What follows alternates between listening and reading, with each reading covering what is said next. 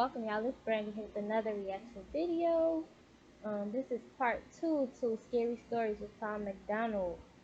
Y'all, I'm not gonna lie, it's kind of freaking me out. Like, the music is doing trick. If he wasn't saying this with the music, I'd probably be a little decent. But it's just, it's a little freaking me out a little bit. But we're gonna go ahead and continue this. Get right into it. Like fucking rock, paper, scissors. I hate that. When there's something that somebody has to do and it's an undesirable task, everybody's always like, let's play rock, paper, scissors. I hate rock, paper, scissors. It's an impossible game to win. I always lose. We agree we'll play rock, paper, scissors. Guess what? I lose. Of course, I lose. But I'm not going back. I'm not going back. I'm acting like a child, and Olivier has always been the more mature of our sort of duo. So he stands up, and he's just sick of listening to us and complain, and he goes, you know what? I will go back. I'll go back and get the light. Where is it? And the director says, it's in the sanatorium. Of course it's in the sanatorium. Where else would it be? Where else would the lost light be than the most haunted possible place in this abandoned town? It wouldn't make any sense for it to be anywhere else. Olivier goes, okay, cool, I'll go get the light. And with that, Olivier just turns and walks into the darkness. I turn to the director and I'm just like, dude, give me a flashlight. You gotta understand, Olivier isn't just my producer at this point. He's my best friend. And I cannot in good conscience let my best friend wander back into an abandoned town to get somebody else's light by himself. I just can't do it. So I run to catch up with him. I ain't gonna lie, that director would have been going by himself. Your light, your $1,200, your decision. We'll wait right here a good 20 minutes for you. You got a good 20 minutes out of me. After that, I'm gone. Out. Cause who's gonna play rock, paper, scissors for your light? I know you shooting my video, but that's your light that you care about. I don't care about your light. I'm trying to get up. Man. So I reach him and I'm like, I got us a flashlight. And Olivier turns and looks at me and he doesn't say anything. He just smiles, like a full teeth grin, like one of those smiles that somebody makes when they're terrified or when they're fully aware that they're making a very poor decision and they're about to do something really stupid. Through the forest, around the fence, up the hill, down into the valley, we are back in Tranquil.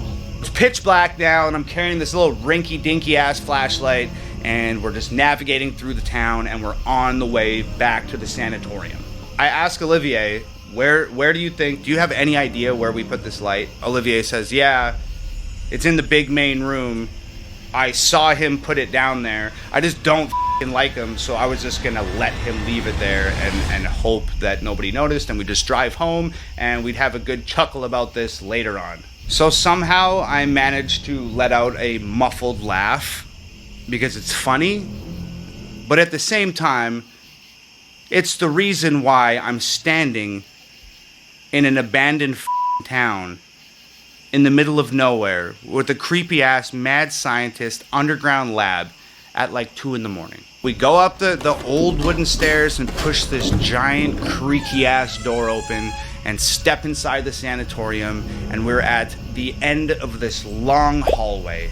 And at the end of that long hallway there's a giant, big, massive open room, and that's where the light is. So we start walking down this hallway, and there's doorways lining this hallway, and they're all the padded rooms that crazy people would hang out in. Well, I ain't gonna lie, this stuff got me a little scared. I'm sitting here because the reflection of the fish light, I have this lamp right here, and then it's a fish tank right here, you guys, and it has light in it. So it's like kind of like moving on the floor, and then I have these earphones in, and my daughter, she's in the back room, so she's gonna, bro, come on. We get into the big main room, and as we enter this big main room, I shine the flashlight up on the wall, and just like this perfect, massive piece of art up on the wall, it is painted, "Please burn me down."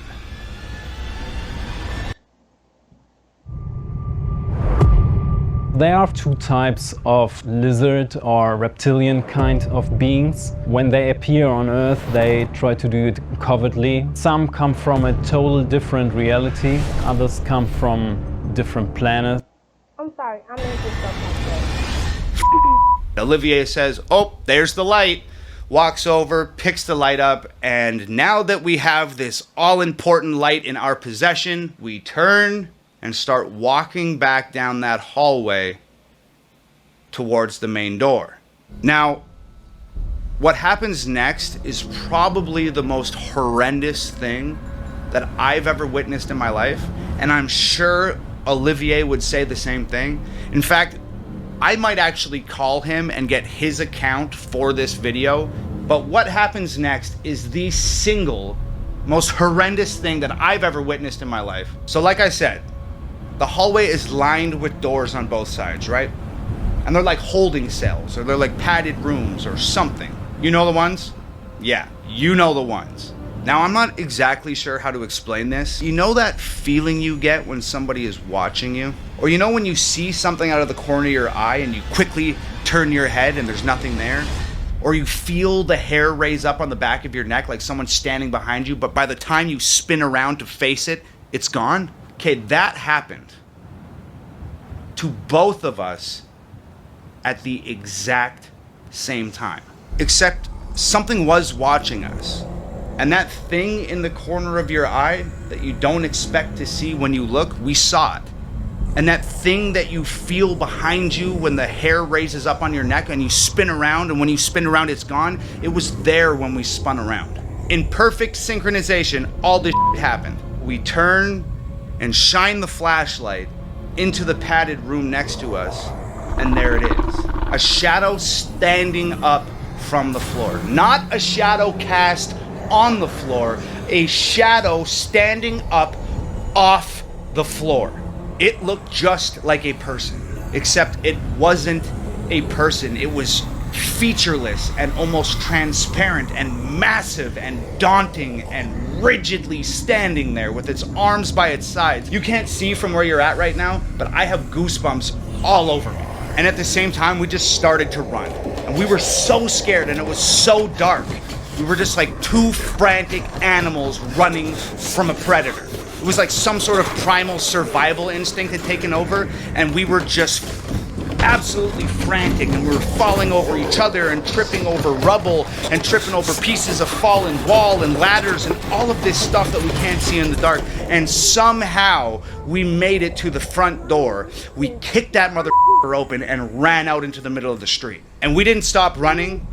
We weren't even thinking. We were just moving as fast as we could, as far away from whatever the hell that thing was, as far away as we could get. As fast as we could get there, we were going. And after running for what seemed like a marathon, we just finally stopped, and we almost collapsed on the ground, and we're just spinning our heads like a swivel from side to side, just trying to orient ourselves and gain some sort of information about where we had ran to. And I'm gasping for breath and looking around, and I'd say to Olivier, "Where are we?" And Olivier says, I don't know. And I pick the flashlight up and I flash it around and I'm looking. And that's when I have another terrifying realization, and I say out loud, "Dude, we're lost."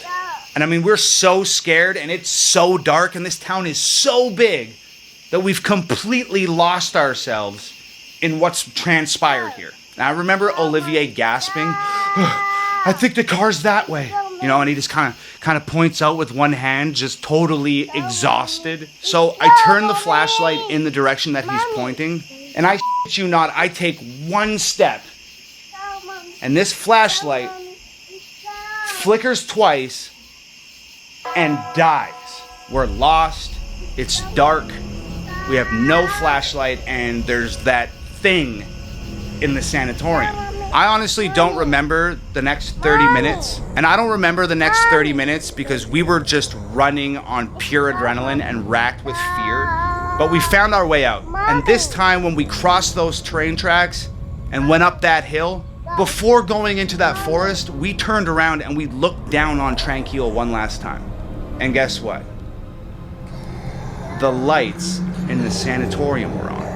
So we barreled through the trees and around the iron gate and over to the car. And I remember Olivier opening up the car door, and he's leaning the front seat forward and he's scrambling to try and get into the back seat of the car. And I had just had enough. I remember putting my foot on his ass and just shoving him into the back of the car, standing the seat up, jumped in, slammed the door, and I just said, drive. The director started, oh, what happened? And I said, shut the up and drive.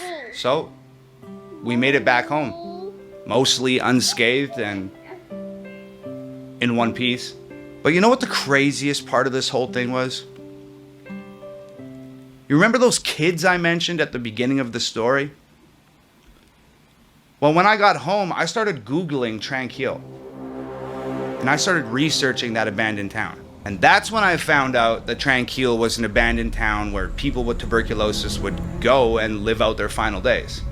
And that's when I found out it was the most haunted place in North America. And that's also when I found out that those underground tunnels were used to remove the dead bodies from their houses without having to wheel corpses through the streets of the town and scare the shit out of all the children and everybody else living there. But the scariest thing that I found out was that 10 years prior to our experience in Tranquille, 2 kids went out there ghost hunting.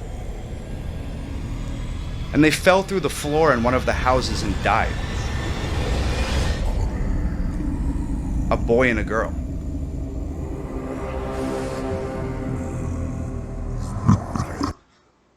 What? Bro, I ain't gonna lie, the man know how to tell a story. For sure.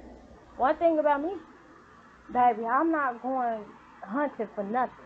Cause I watch stuff like that, cause I know enough to don't look for nothing that you ain't trying to take home, baby.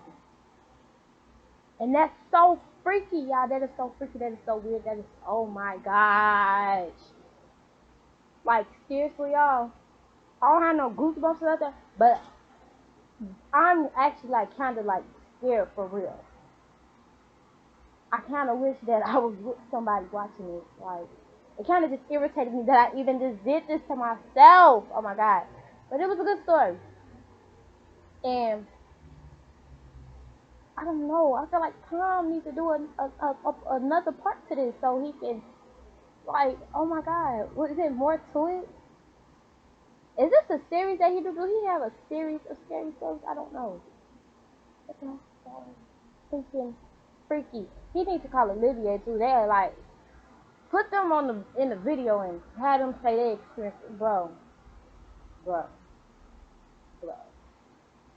That's so freaking creepy, and I'm going to be thinking about this. I don't know why I just did it. I should have just minded my business. That's what I should have did. I should have just minded my business. I enjoyed the video. You know, it got me a little spooked, but the original description will be in, the original video link will be in my description box. Make sure you go show some love and support to that original video. On my video, make sure you like, comment, and subscribe. And until next time, bye. Matter of fact, no, before I end this out, y'all, tell me your childhood. Put in the comments like, y'all got a little uneasy feeling, like what's going on? Y'all tell me y'all thoughts and stuff on this. Like, come on, let me know something. I know. Oh, come on, Tom, you just told the hell out of that story, okay? But until next time, bye.